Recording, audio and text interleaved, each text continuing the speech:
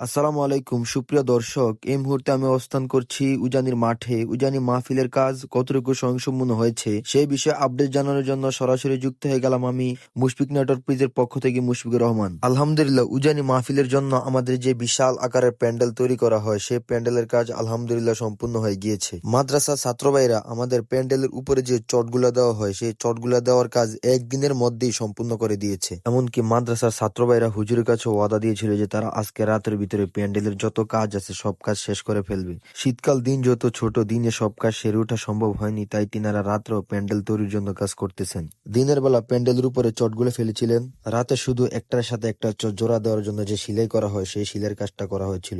আসসালামু আলাইকুম প্রিয় দেশবাসী, আপনাদের সকলকে ভালোবাসি।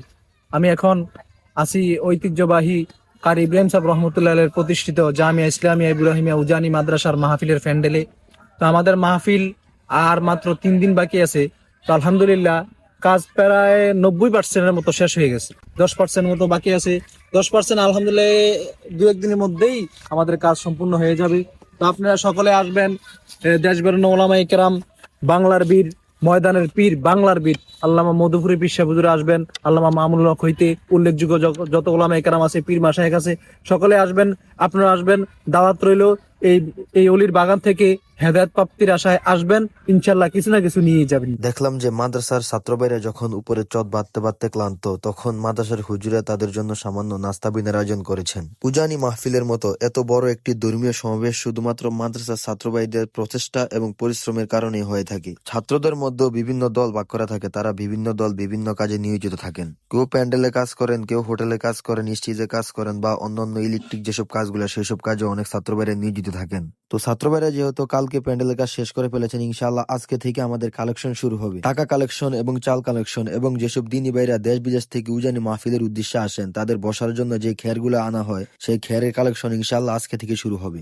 আমাদের মাহফিলের জন্য যে মাইকগুলো আনা হয় সেই মাইকগুলো লাগানোর প্রস্তুতি চলছে। এই বছর ইনশাআল্লাহ 350 হরন লাগানো হবে। প্যান্ডেলের ভিতরে 150 মাইক এবং বাকি 200 মাইক বাহিরে লাগানো হবে। ঐতিহাসিক উজানি মাহফিলকে কেন্দ্র করে উজানি মাদ্রাসার সামনে যে রাস্তাটা যা দেগন্তা থেকে নিয়ে উজানি বাজার পর্যন্ত, সেই রাস্তার পাকার কাজও আলহামদুলিল্লাহ সম্পূর্ণ হয়ে গিয়েছে। প্রতি বছর উজানি মাদ্রাসার আশেপাশে যেসব রাস্তাগুলা বা খালের উপরে বিভিন্ন প্রকার দোকান বসতো, কিন্তু এবছর চাঁদপুর ভূমি অফিস সেসব দোকানগুলা না দেওয়ার জন্য কঠোর নিষেধাজ্ঞা দিয়েছেন। কারণ এসব রাস্তার পাশে বা খালের উপরে দোকান দেওয়ার কারণে মানুষের চলাফেরায় অসুবিধা হয় এবং মাহফিলের বিশৃঙ্খলা সৃষ্টি হয়। কে শোনে কার কথা? তারপরে দেখি কিছু মানুষ রাস্তার উপরে মাচা দিয়ে রাখছে দোকান দেওয়ার জন্য। ঐতিহাসিক উজানি মাহফিলে অনেকে মহান রব্বুল আলমিনের সন্তুষ্টি লাভের উদ্দেশ্যে মাহফিলে গরু দান করেন। এই দান কিছু গরুগুলা মাহফিলে যেসব মেহমানগণ আসেন তাদের আপ্যায়নের জন্য রান্না করা হয়। এখানে আমরা দেখতে পারলাম আরো একটি গোস্তবাদের হোটেলের কাজ চলতেছে। এই হোটেলের এখনো কোনো কাজে হয় নাই। সাইড দিয়ে যে টিনের বেষ্টনী দেওয়া হয় এবং উপরে দিয়ে যে ত্রিপল দেওয়া হয় সেই কাজও এখনো হয়নি। এখানে আপনারা যে ঘরটি দেখতে পারতেছেন এটা হচ্ছে এই হোটেলের কাউন্টার। এখান থেকে টিকিট কেটে তারপর আমরা হোটেলের ভিতরে প্রবেশ করতে পারবো বা খেতে পারবো।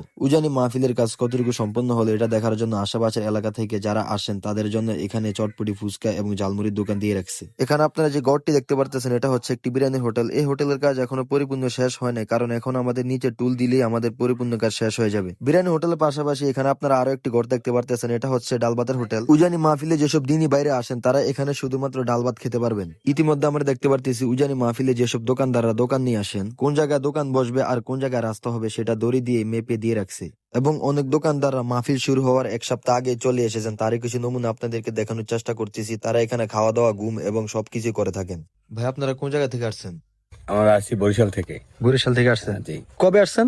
আমরা আসছি বৃহস্পতিবার দিন। বৃহস্পতিবার দিন মাহফিল শুরু হওয়ার 1 সপ্তাহ আগে আপনারা? 1 সপ্তাহ আগে আসছি, কিন্তু এখনো জায়গা নির্ধারিত পাই নাই যে জায়গায় দোকান করব।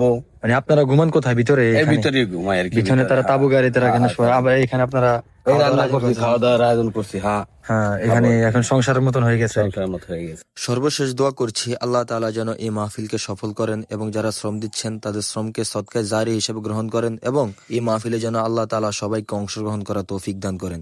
উজানি মাহফিলের বিভিন্ন আপডেট পেতে আপনারা আমার সঙ্গেই থাকুন। আসসালামু আলাইকুম।